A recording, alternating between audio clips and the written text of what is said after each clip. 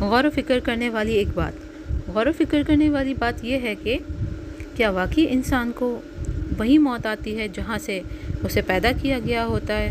جہاں سے اس کی مٹی لی گئی ہوتی ہے؟ تو آج میں آپ کے ساتھ قرآن پاک کی اس آیات کے ساتھ اس کو ڈیٹیل میں ہم سمجھیں گے کہ کیا واقعی انسان کو وہی موت آتی ہے جہاں سے اسے پیدا کیا گیا ہوتا ہے۔ السلام علیکم، میرا نام ہے منتہا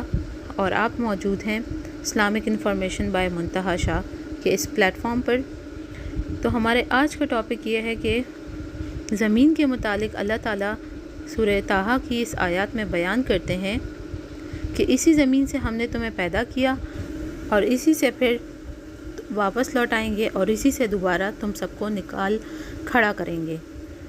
سورہ طٰہٰ کی اس آیات میں ہمیں اللہ تعالیٰ کس بات کی طرف اشارہ دے رہے ہیں؟ اب اس کے بارے میں ایک حدیث بھی موجود ہے جو کہ ابو عزا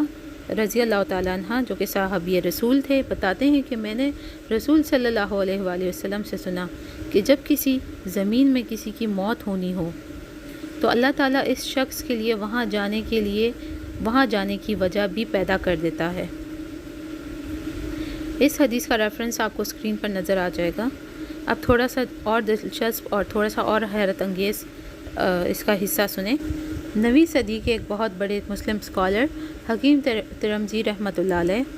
نے بھی اس حدیث پر ایک طویل علمی گفتگو کی ہے، جس کا نتیجہ یہ نکلتا ہے کہ کسی شخص کی موت کسی خاص زمین میں اس لیے واقع ہوتی ہے کیونکہ اس خاص زمین کی مٹی سے اس شخص کی تخلیق کی ہوئی ہوتی ہے۔ اسی سوچ کو آگے لے کر امام ابن سیرین بھی یہی فرماتے ہیں،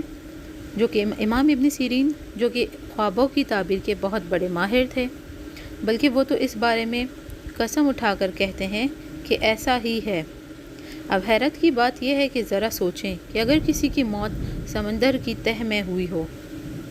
تو اس کا مطلب ہے کہ اس کی تخلیق والی مٹی انہی اندھی گہرائیوں سے لی گئی تھی، اور اگر کسی کی موت پہاڑ کی چوٹی پر ہوئی ہو تو یعنی اصلاً اسے اسی سخت جان پتریلی مٹی سے بنایا گیا تھا۔ اور اگر کوئی شخص خلا میں موت پا جائے، جیسا کہ آج کل سائنٹسٹ اپنے ریسرچ ورک کے لیے جاتے بھی ہیں، تو شاید اس کی تخلیق کسی اور ہی مٹی سے ہوئی ہوگی کہ جس کی طرف اس کی ناش اب ہمیشہ کے لیے اندھیری خلاؤں میں تیرتی چلی جا رہی ہے۔ Amazing, just amazing. اب آپ ذرا امیجن کریں اس آیات کو اور اس حدیث کو کہ اللہ تعالیٰ نے ہماری موت کہاں لکھی ہوگی۔ بہرحال